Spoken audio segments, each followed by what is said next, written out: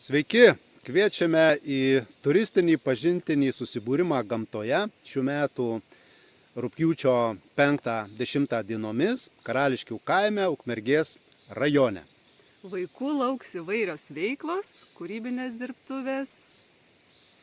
Ir taip pat mes darysime plaustą, darysime įvairius žygius po apylinkės, bus daug įdomių veiklų ir berniukams, ir mergaitėms.